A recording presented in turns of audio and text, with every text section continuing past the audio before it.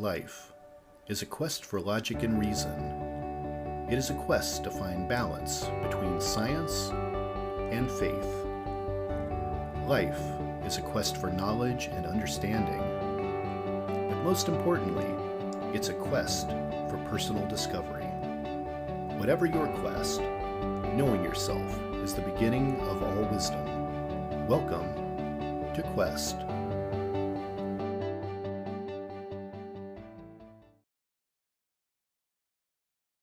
Hi, Amber. Welcome to the Quest podcast. Hi, thank you for having me. Well, I'm excited to get to talk to you today. This is one of those rare podcasts I do that actually comes out the same day.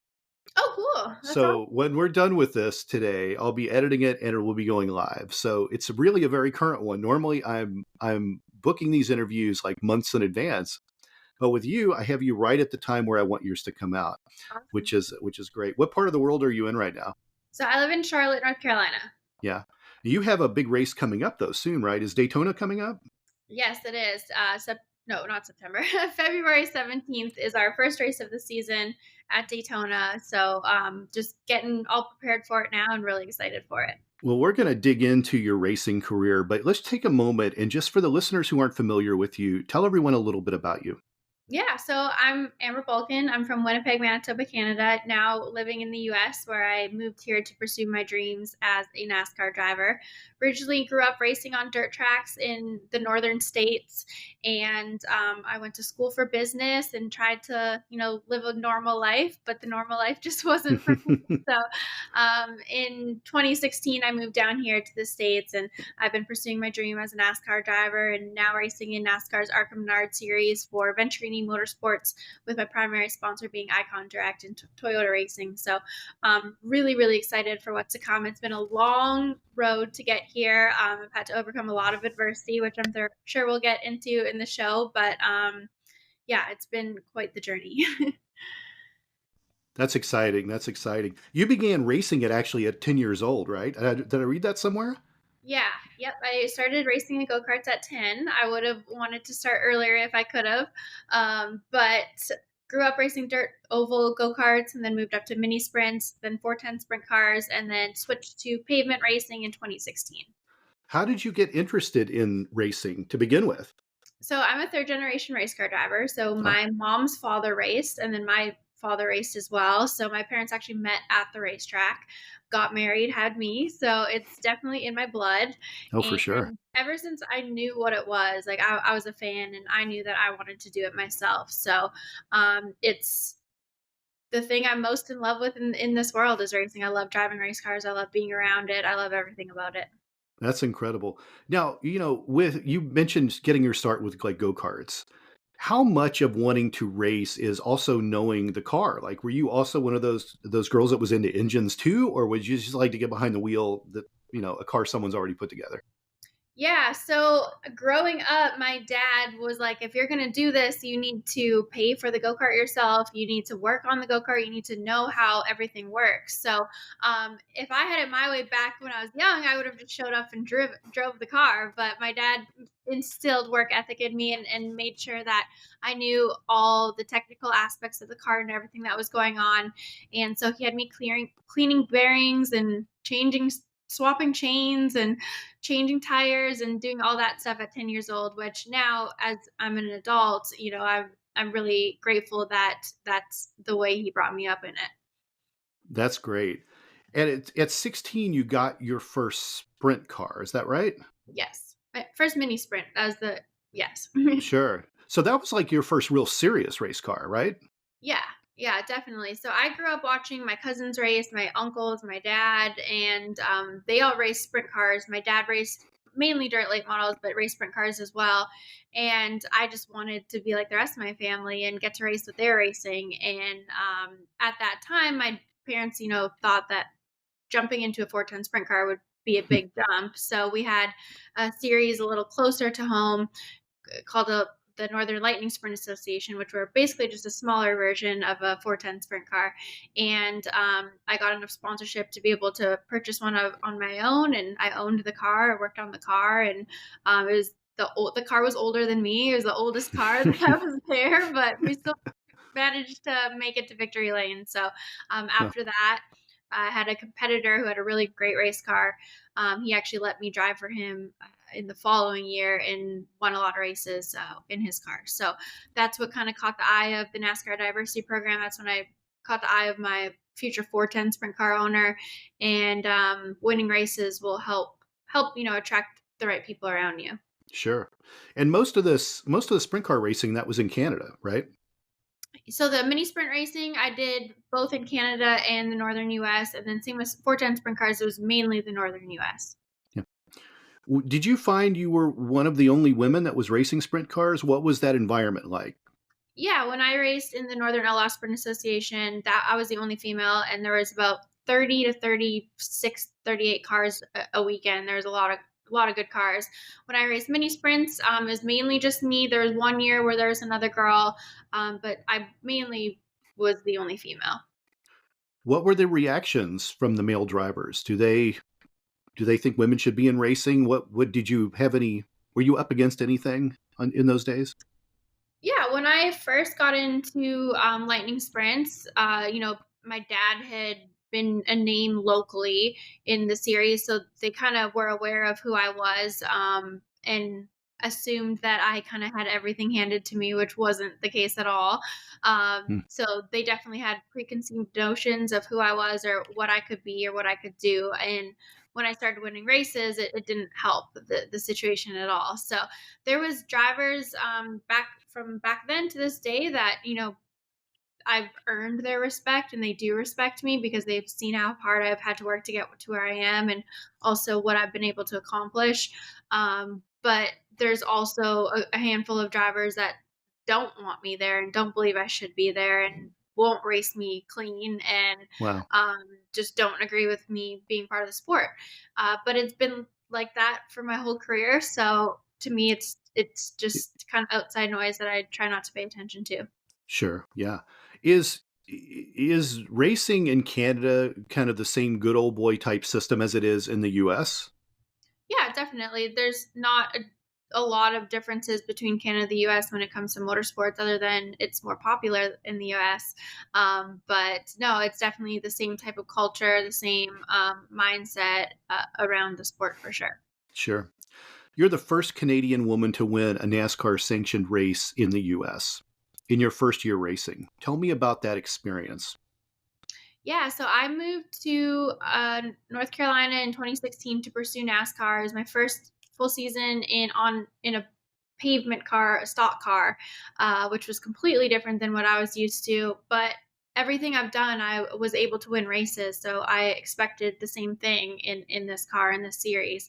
I had known nothing about stock car racing other than watching NASCAR on Sundays. I didn't know the difference between the limited late model or a late model stock or pro late model. Like, I didn't know what I was getting myself into. I just knew that I wanted to win. So, I worked really hard to learn as much as I could all year long. And towards mid season, I started getting a lot of second places, and then started getting leading laps and leading races, and then finally got the win, and then backed it up and won again the previous year. So it felt really good, but it was also a long time ago. So I'm just ready to chase that next win. Yeah. Not too terribly long ago, though. You also earned, I know, I just want to make sure that the audience hears this. You also earned 11 top five finishes, and you were a rookie of the year, right? Yes, so I've been rookie of the year in almost every series I've raced, until the Arkham Menard series, which I hope to win in this coming year. But yeah, like I said, I always try to learn as much as possible, and I'm there to win, definitely, no matter what series I'm in or what car I'm driving. You're so humbled when you talk about it. It's like, no, not a big thing at all. You just keep moving forward, right? It's great. But I mean, such great accolades for you. To have those accomplishments right out of the gate is amazing. Um, I want to bring this up. I want to hear how you handle this. In 2020, you were involved in a serious sprint car accident. Tell me about the accident. Yeah, so 2020 was obviously a year that was very different for all of us. And I had planned to race NASCAR that year, but my sponsorships had fallen through. So my one longtime sponsor that I've had We discussed, do we go dirt track racing because our money can stretch farther, or do we just do a couple races in a pavement series? And we had agreed that it made more sense to do more races on dirt because dirt is less expensive. So I raced what's called a dirt midget. I had only raced it once before at a big race called the Chili Bowl. It's a big race in motorsports that happens once a year. And but with my sprint car background, I thought, this would be a fun thing to do. And our first handful of races were good, and we got into one race and made the feature event. And next thing you know, I was in the ambulance, and I don't remember what happened. All I know is we were in the race and my car flipped viciously over and over and over, landed in a fence. When I kind of came to, I remember hanging in the car, and then I passed out again and then came to again in the ambulance. And when I woke up in the ambulance, I couldn't feel my arms or my legs. Couldn't move them, couldn't feel them. So I thought that I was completely paralyzed. And I remember screaming to the nurses, like, I can't feel anything. I can't feel anything. And that was definitely really scary because I didn't remember what happened, and I couldn't feel any of my limbs. And luckily they shot me with adrenaline, and a few minutes later I started getting the feeling back in my fingertips and my hands, and then eventually the rest of my body. But I spent 3 nights in the hospital. I had collapsed lungs, burns to my arms, and definitely I've had a lot of bad wrecks in racing. It's part of the sport. But That it was was the definitely worst. the worst. It's Yeah. definitely the worst one. I've flipped a lot, especially in sprint car racing, hit the wall hard in NASCAR, but this was the first time that made me question whether I wanted to continue to do this or not. Did you have a concussion? I did. Yes, I also had a concussion. It took me about 2.5 weeks before I could even lift my arms. My whole body was just kind of destroyed, to be honest. And Yeah. a couple months to recover from the concussion and get my lungs all healed up and everything. But obviously, I went back racing. They say, I've had some professional wrestler friends of mine tell me about when they hit their head at just the right angle, they call it a stinger, where you won't feel your arms or your legs and you feel like you're paralyzed. But what it was just a compression of that spinal cord. If you hit your head on like the roof of something, or, like how wrestlers are, head right into the mat, and your whole body's in the air. And that sounds a lot like how they explain it, these stingers that they'll get. And they're just kind of temporarily paralyzed. Yeah. But also concussions too could be the same thing. People, I think fans go to midget car racing specifically to see these cars endo and crash. Like that's half the appeal. Yeah. It's like going to hockey. You kind of halfway are going there to see a fight break out. Right. Yeah. There is definitely those people that the dark part of the business is they want to see people crash. Yeah. It's unfortunate. But I've seen, I grew up going to races, and the little town I grew up at in Indiana was big. Salem Motor Speedway is there. Sparta in Kentucky was for a long time a big NASCAR track. I'm not even sure if it's utilized anymore, if it's closed down, but that was a big track. And there were all kinds of dirt tracks, figure eight tracks, all in southern Indiana where I grew up. So I was always at those race tracks, but so many times people would go to sprint car race, midget car races and things, just figure eights, just to watch crashes. Yeah. It's unfortunate that you were part of that. I'm curious, what's it like coming back after the wreck? I hear people tell me about the invincibility they felt before the wreck is over after the wreck. Did you feel that way? Were you more cautious? Were you a safer driver later? How mentally did your game change after that? Yeah, I think it's natural to wonder, like, do I still got it? Like, am I going to be nervous? Am I going to be scared to really push it? That doubt definitely crept in. But as soon as I got in the car, got strapped in and did a couple laps, I was like, all right, I'm okay. I'm fine.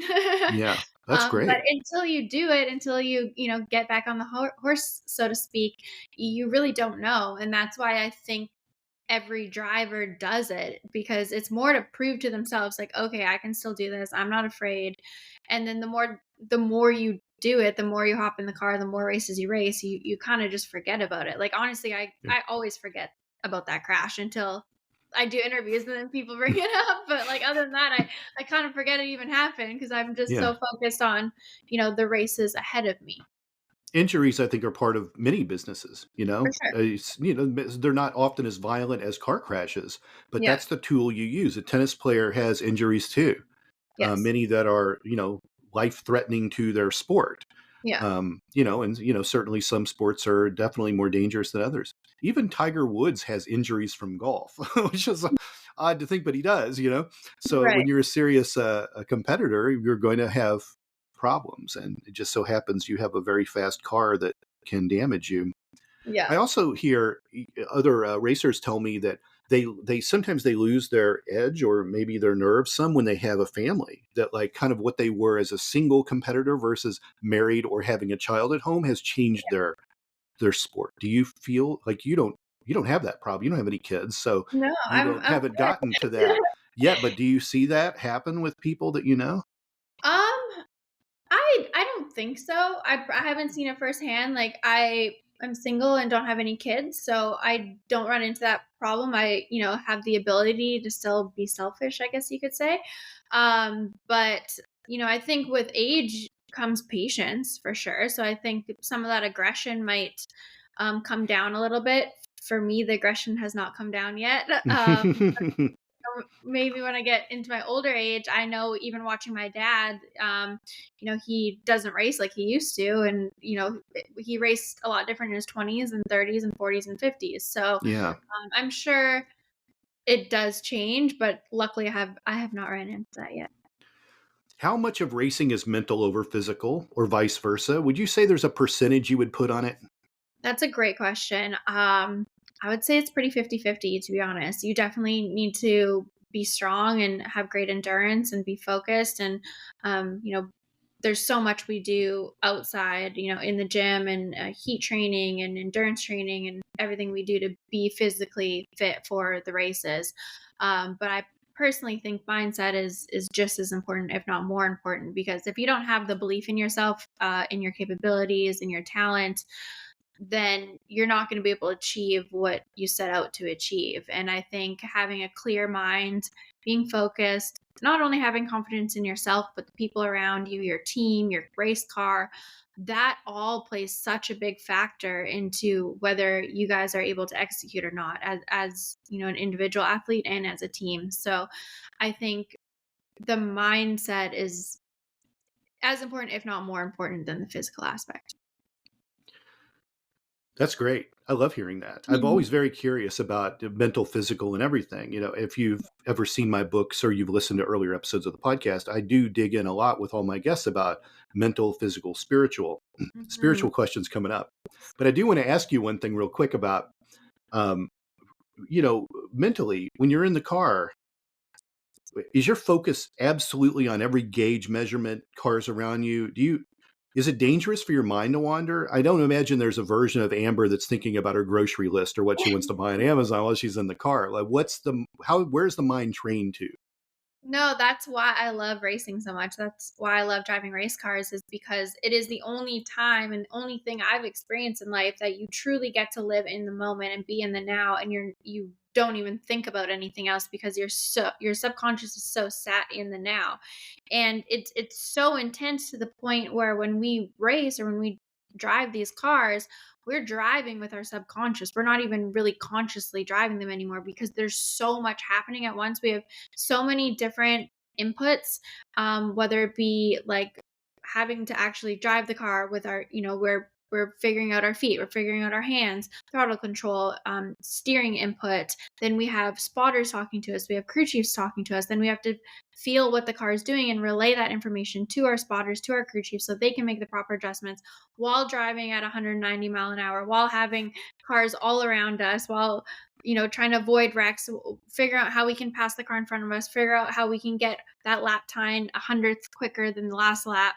And there's so much going on in that race car, so many different sensory inputs, that you have to almost do it at a subconscious level, because if you were to try to do that all at a conscious level, your mind would spin in circles. So For there's sure. there's this element of just kind of letting your subconscious take over and know that your body's doing what it needs to do and feeling what it needs to feel, which I think makes athletics so magical in the first place. It's how you get into the flow is almost from the subconscious level. Physically, when do you I want to know what you eat, how you eat before a race, and how you hydrate before a race. Like, is there a you don't want to go into a race on a full stomach. Like, how far back do you actually eat, and is it a big meal? Like, take me through that routine. Yeah, so hydration is one of the most important aspects to our sport because we are in the cars for hours on end. I lose about 5 pounds of sweat per race. Hmm. It's 140 degrees in the cars. We're wearing triple layer fireproof suits with balaclavas and helmets and gloves and boots, and there's no air conditioning in these cars, so it's really, the heat is really intense, and that's why we do intensive heat training outside as well. So to be hydrated is probably the most important thing for race car drivers. So I love Pedialyte. I drink Pedialyte beforehand, and then on race day, the one day I didn't drink Pedialyte, I was extremely sick. I was puking the entire night after the race. Hmm. Didn't think I was going to make it through the race. So hydration is everything. Water and tons of electrolytes, vitamins, minerals, just everything you can do to keep your body hydrated. Sodium is huge. I started drinking pickle juice and eating salt packets, and I've tried all different things to figure out what I can do best to keep myself hydrated. And then as far as food, I'm usually not hungry on race day, which sucks because I need to eat. But I always try to, at least have a breakfast sandwich, or if it's a later race, have a pasta or like a chicken sandwich or something for lunch, and try to eat as much as I can. But I definitely don't eat a ton on race day. I could I eat see. more. That's something I'm working on. If anyone from Pedialyte is listening to this episode, Amber is available for sponsorships. Yeah, Contact her appreciate people. We'll put you on the side of the car. it. Um, how much of racing do you think is spiritual? Do you think there's a spiritual aspect to it? When you get into a car that could potentially be your coffin, are you saying a little prayer? Is there a higher power? What do you think about that? I've never really thought of it like that.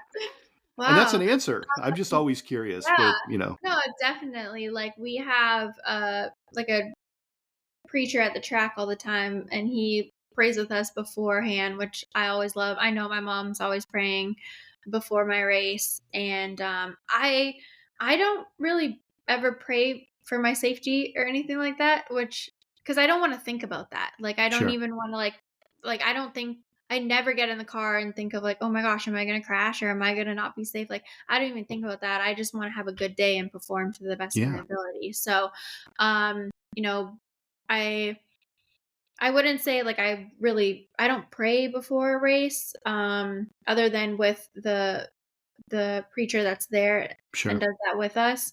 Um, I Did you would grow up like, spiritual or religious? yeah, I'm super spiritual. I I don't know how to describe. I guess more so the day before. I think Hmm. about more of that. I meditate the day before and then the morning of. That's good. I just Yeah. try to get my mind as clear as possible. You And recently had a career best finish at Daytona. What was that experience like? yeah, that was great. I started 37th because we didn't get to qualify, and then we pushed forward up into about third place and got shuffled around quite a bit, but then ultimately finished sixth. We had a few things go wrong with the car, which kind of hindered our performance because I think we could have done even better. Well, this will be a big year for you anyway. So I think Yes. all we're going to see is better from you this year. Yeah. Let's talk about the NASCAR Drive for Diversity program. You were kind of originally noticed because of this program. Is that right? Yes. Let's talk about what that does. Yeah. So the NASCAR diversity program main mission is to bring more diversity into the sport of NASCAR, ultimately expanding our fan base. And to me, diversity looks like being a female, but it also includes, people of different ethnicities and races, and just trying to bring more inclusivity into the sport, which I think is a beautiful thing. I know that me watching Danica Patrick on Sundays definitely opened my eyes to what could be possible for me. Before you see it, you got to believe it. Or before you believe it, you got to be able to see it. And she really was that person for a lot of us girls. So I think it's huge to have representation in the sport of NASCAR. You mentioned Danica Patrick. It's interesting about Danica Patrick because she sort of existed pre-social media. Her day, like MySpace was the thing. And to kind of school everyone, kind of going back in time a little bit here on how social media sort of evolved. Facebook and MySpace were things you had to get on your computer and get on the browser and like bring up these things. So it functioned like social media in terms of how you message people and post stuff, but there were no smartphones. And that's where things really shifted, was with smartphones. Yeah. So Danica Patrick was incredibly popular on MySpace at that time, which was Facebook's biggest competitor. In fact, I think Facebook was actually very small compared to MySpace. It hadn't even grown to be what it would become later.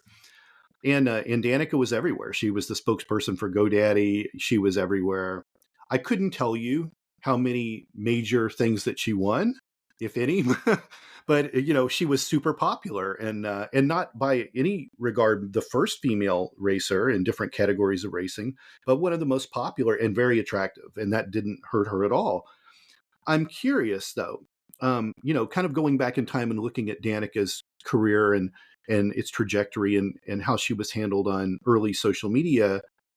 There are other female racers out there today. I'm not going to name any names. I think people listening to this or the fans of racing would know the names I'm talking about. But there's a lot of women, very attractive women that are racing, that I wonder if they're more into the racing aspect or the social media aspect. If they just want to be influencers and just the racing is sort of like the thing they do that they call their career, but not really serious racers. Does that make sense? Because Yeah. you are a serious racer. Yeah. How Yeah. do you? Yeah. Yeah. There's definitely, it's like anyone. Like, you can't say all 32 or 34 male drivers in the Cup Series are the exact same. Like, everyone's different. Everyone has different personalities, different things that drive them, different goals they want to achieve. And unfortunately, women in racing all get lumped into one category or one box when that's not the case. There are a good amount of women coming up in racing, but it doesn't mean we all see things the same way and want the same things and view racing in the same way either. We've all, there's different ways we've all gotten here. There's different levels of work ethic. There's different levels of, how we got here. So I think the toughest part is usually we all get lumped into the same category when that's not necessarily the case. Yeah. Yeah, for sure. It's a weird, again, growing up in the Midwest in Indiana, the Midwest, the Southeast, very popular places for racing, for NASCAR, for professional wrestling, for lots of sports like that appeal to a certain demographic of male. And I've seen, the wrestling entertainment has dealt with this for years with women in the sport, incredibly athletic women that have trouble being taken seriously because it's a male audience. In fact, if you've ever gone to a professional wrestling event, when women come on to wrestle, they don't show this on TV. You have to be at the event to see it. But men will leave and go use the restroom during their match. Like, they'll leave. Like, you'll see the seats empty when women are wrestling. Even if they're incredibly good competitors and very popular, they still don't care. And it's really odd to me. And I think there's definitely a fan base that's very, very, very male for those sports. I think for TV, it's different with women in sports. But I think for spectators, I think the men don't like it as much. Can you speak to that? Do you think there's any truth to that? The difference between maybe at home or at the event? I haven't really had many negative experiences at the tracks as far as fans are Mhm. concerned. I've mainly had positive ones, so I guess I'm fortunate in that That's good. aspect. Yeah. I mean, maybe We NASCAR all want times to change, right? fans, so Yeah, everyone wants times to change, and for yeah. people to get beyond that, because there's this weird, especially in the US, there's this generational way of thinking that sucks. Mhm. And people in the United States, in the Midwest, the Southeast, they're a little racist because their dad was a little racist. Their grandpa was a little racist, or they're male chauvinist because that's what their dad, how they saw their dad treat their mom. Like, it's so weird. And in bigger cities, it's better, but all you have to do is, not everyone's in Atlanta. Go 2 counties away. Tell Yeah. me what the county is like. And I imagine to some extent it's probably like that in Canada, the further away you get from big cities. And, but, representation is key. And you have to put representation in front of generations so people forget about how the old ways were. I think that's where we're at. And I Mhm. think I very much respect female drivers. I think they're incredibly talented, and I am very lucky to have you on this podcast today because I'm a big fan of you, anyways. Thank you. I And love and you're the real deal, right? I didn't that. want to just bring a race car driver influencer on the podcast. I wanted someone who is, could very likely be the next big name in this sport, Thank you. and eclipse names that were before you. Like, we'll never forget about Danica Patrick, but Yeah. you could easily eclipse her career the way your trajectory's going. And I'm excited to talk to you about that. Tell me what your day to day is like. What do you do when you're not racing? What's your day to day like? Are you in the gym every day? How do you eat? What's your guilty pleasure? Give me all that stuff. Yeah, I train pretty much every single day. Big into fitness, big into mindset as well. I read at least 10 pages of a self-development book every day, listen to podcasts, like meditate. I'm really into mental training as well as physical training. I do have iRacing simulator to learn tracks. We have the Toyota racing simulator that I got to go into the first time last week. So can be utilizing that for sure this season. And media, meeting with management, sponsors, appearances. I do speaking engagements as well. A lot of work. So when I'm not working, I like to play pickleball. I think Hmm. that's really fun and just kind of relax. I mean, I guess my idea of relaxing weekend would just be to go for a nice dinner, maybe have a glass of wine and just read a book or hang out after. Yeah, well, that's great. What's the hardest part about being in the racing business? Is it chasing the money to get the sponsors to be able to make the races? Because I would think that would be what it would be. Yeah, for I mean, it's different for everyone. Some people, have the connections or have the resources to have that money right away. But for me, that was definitely the most challenging part of my journey was not coming from money, not having that famous last name, having to immigrate here from Canada and figure that all out and not having any friends or family or really knowing anyone when I moved here.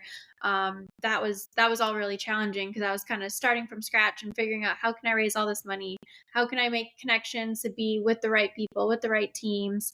And it's taken me a long time to get here. Like I said, I moved here in 2016. It's now 2024. So it's taken me almost 8 years to get to this point because I've had to do it the hard way. I've had to raise all the money myself. And it wasn't until this year that I got a management team. Before I was doing everything on my own. So it was a lot. I had to learn how to be a businesswoman before a race car driver, which I wanted to just be able to put on a helmet and drive, but that wasn't the case. So, but I'm grateful for it because now I've acquired all these skills and business skills that I wouldn't have otherwise had.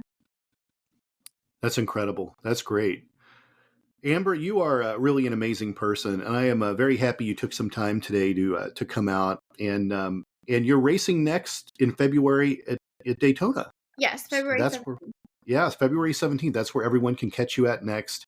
How can people find you out there on the interwebs? Do you have a website? Are you on social media?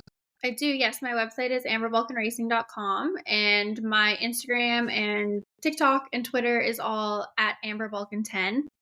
And if you could follow me on there, that'd be great. My partners love it. And yeah, well, we're going to have a great year this year. I'm super, super excited about it. I got great sponsors with Icon Direct, with a great race team of Venturini Motorsports, and having the resources of being with Toyota now is going to be huge. So I expect big things this year. That's awesome. Who's on the hood of your car? Icon Direct. So they're RV, Icon. yes, they're RV parts manufacturer out of Manitoba, Canada. Wow, that's very cool. Thank you. Amber, thanks for coming out, and I hope you come back again. Thank you. I appreciate you having me. And we'll talk soon, okay? Sounds good. Take care. Bye-bye. Bye.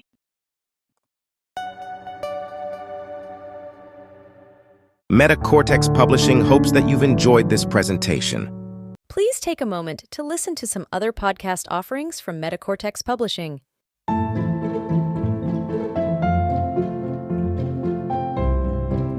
Hi, I'm Father Daniel Duplantis, a Catholic priest, martial artist, and host of the Karate Priest podcast. Have you ever wondered what the church teaches about different topics? Are you a martial arts enthusiast or just someone who wants to learn more about martial arts? I'd like to invite you to join me and many guests on my podcast as we cover topics of faith, everyday living, and martial arts on the Karate Priest podcast.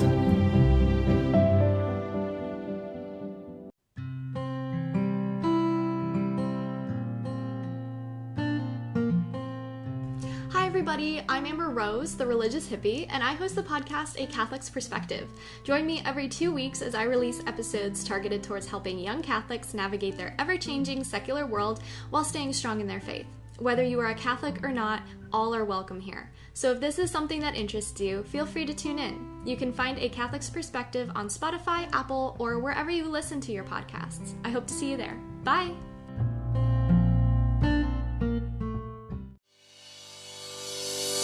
Thank you for listening to this podcast. Please be sure to rate and review this episode. This podcast is produced by Todd Fischer and Anthony Smith and is distributed by Metacortex Publishing.